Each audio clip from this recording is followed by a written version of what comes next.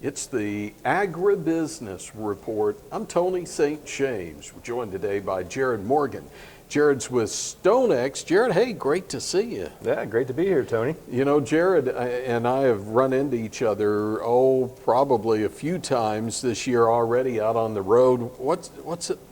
You're on the road a lot, aren't you? I am on the road a lot. So at StoneX, my role is education. So we go out to people, whether it's the commercial side or producer side, talk about risk management in agricultural space, some of the strategies that we use to try to control that and help them build on the margins that they have to work with. So. Well, let's back up just a moment first off, and some of your background to get you to this. I mean, did you grow up dreaming of markets and go, wow, I think I'm gonna go into risk management when I grow up? I mean, how'd you end up here? Well, in a sense, I kind of did. I grew up on a farm in Kansas, around Hope, Kansas, which is right around Abilene, Salina area. We had a feedlot, or still have a feedlot. My brother's the farmer now, and I'm out here running around doing this. But farm wheat, corn, soybeans. Had a feedlot too, bought a lot of calves out of the southeast, backgrounded them, finished some of them, and sold some of them as feeders. So you understand firsthand the importance of not just working through markets, but also having a marketing plan.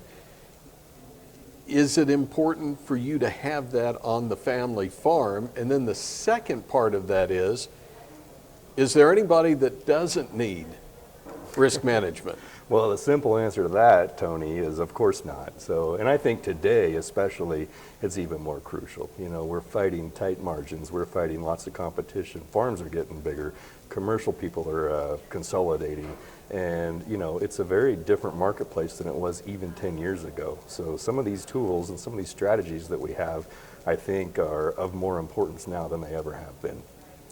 Okay, so it's easy to watch the markets and watch the markets move up and down, and we're at a Plains Cotton Growers annual meeting, so the focus right now is cotton, especially on the high plains of Texas. Easy to watch the markets move up and down, but that doesn't really have to set our price, does it? No, it doesn't, interesting enough. I mean, that's the thing about markets, right? That commodity is worth what somebody's willing to pay for it. And that futures price hasn't always given us the complete picture of what that commodity is actually worth. We have regional differences in prices, and we can use that information that we have locally and what the market's given us on a global perspective and take advantage of some of the difference in those prices by using a futures contract or an option contract, and using some of the seasonality that we have and we know we have in our local markets to take advantage of some opportunities that are there and often overlooked, to be honest with you. Had a friend who traded back in the late 90s and into the 2000s, and he was lamenting the move to electronic trading because it was just changing the game.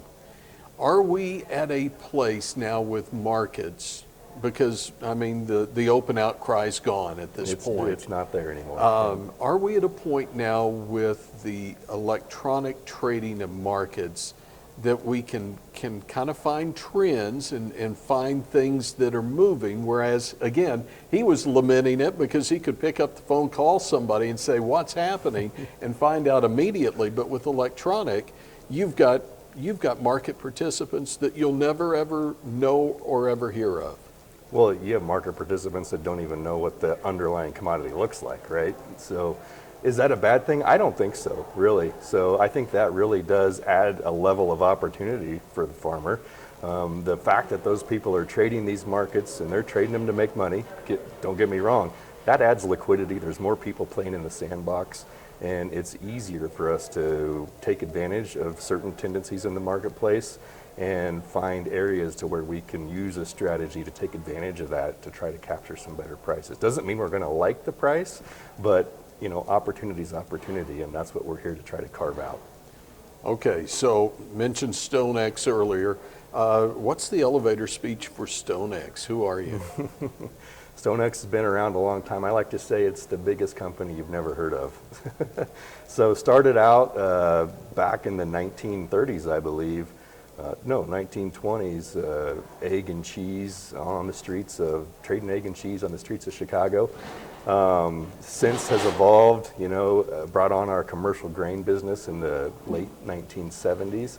And interestingly enough, that was when the grain market was really getting started in the whole basis trading concept, right? Not many people were doing it at that time.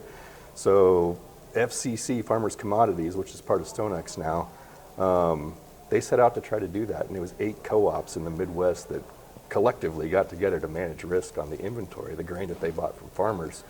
And, their objective wasn't just to manage that risk. They also wanted to educate the marketplace on this new trend, this new tendency of managing risk, trading basis, and trying to carve margin out in that fashion rather than just the traditional back-to-back sale that everybody was using at that time.